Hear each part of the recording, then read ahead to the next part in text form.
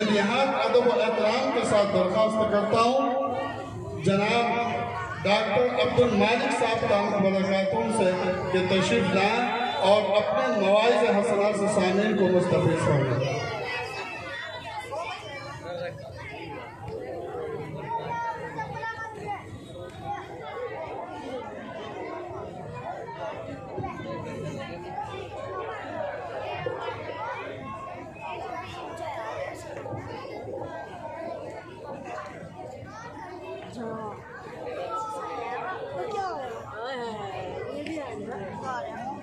نحمده ونصلي على رسوله الكريم اما بعد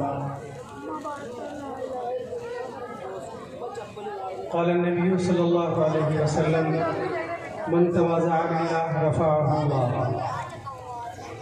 محترم اکابرین، علماء کرام اور میرے دینی بھائیوں اور بزرگوں، السلام علیکم ورحمۃ اللہ وبرکاتہ۔ حضرات گرامی، ہمارے اس مدرسے کا یہ جلسہ روحانی اور دینی الحمدللہ بڑی آب و تاب کے ساتھ ہو رہا ہے۔ میں مبارکباد دیتا ہوں قاری رضا الرحمن صاحب جو ہمارے بھائی اور دوست ہیں، ان کی محنتیں اور ان کے بڑوں کی دعائیں ان کے ساتھ ہیں۔ اللہ تعالیٰ خوب ترقی عطا فرمائے اور اسی طریقے سے ہم سب کے بزرگوں کا سایہ ہم سب چھوٹوں کے اوپر رہے اور ہم سب کو دینی سمجھ عطا فرمائے۔ میرے محترم بزرگوں، یہاں اس وقت ہمارے بہت بڑے اکابرین علماء موجود ہیں۔ میں ایک ادنا سا طالب علم صرف اس لیے حاضر ہوا کہ اس دینی اجتماع سے مجھے بھی کچھ فائدہ حاصل ہو۔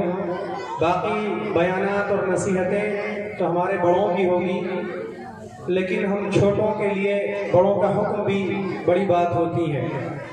بزرگوں، میں نے آپ حضرات کے سامنے ابھی نبی اکرم صلی اللہ علیہ وسلم کا ارشاد گرامی اور آپ کا فرمان میں نے آپ کو سنایا، من تواضع للہ رفعہ اللہ۔ جس شخص نے اللہ تبارک و تعالیٰ کے لیے تواضع اختیار کی، اللہ تبارک و تعالیٰ بھی اس کے درجات کو بلند فرماتے ہیں، اس کو بڑا بناتے ہیں۔ تو بزرگوں اور بھائیوں، ہم سب چھوٹوں کے لیے یہ ہونا چاہیے کہ ہم سب اپنے بڑوں کا اکرام کریں اور ان کا ادب اور احترام ملحوظ رکھیں، تو انشاءاللہ العزیز دین میں بھی اور دنیا میں بھی ہماری کامیابی ہوگی۔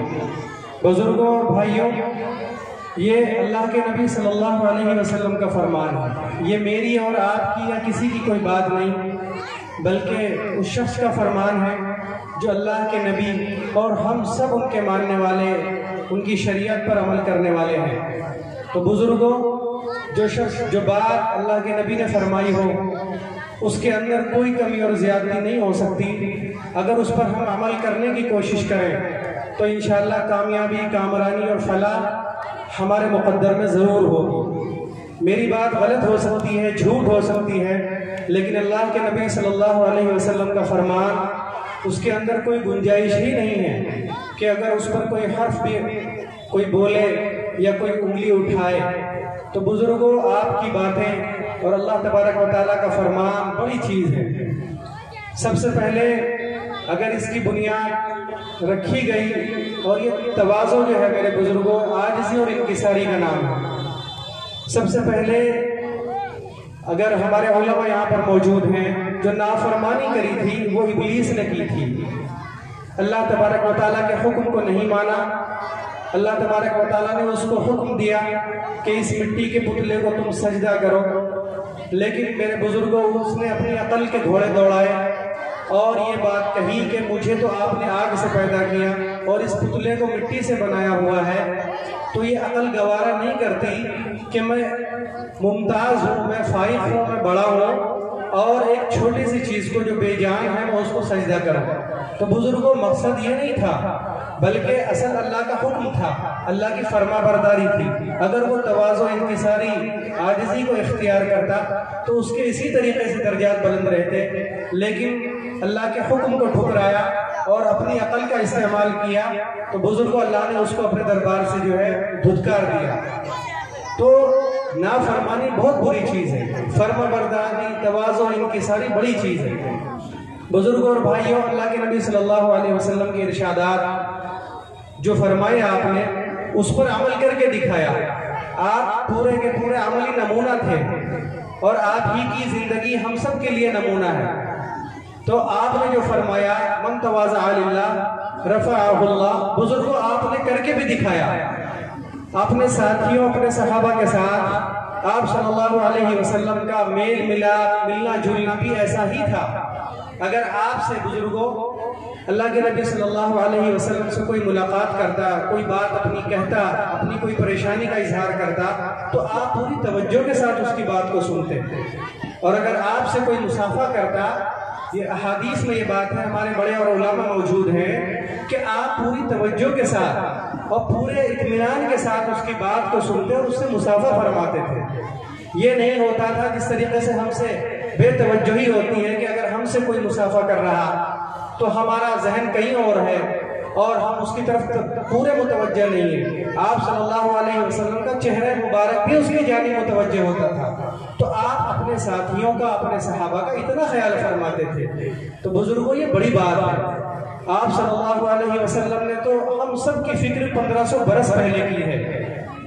ہم تو اس وقت پیدا بھی نہیں ہوئے تھے، لیکن آپ یہ فکر فرماتے ہوئے چلے گئے، دنیا سے پردہ فرما گئے، تو ہمارا بھی یہ حق بنتا ہے کہ ہم ان کے امتی ہیں، ان کے نام لیوا ہیں، ضرور ان کی باتوں پر عمل کریں۔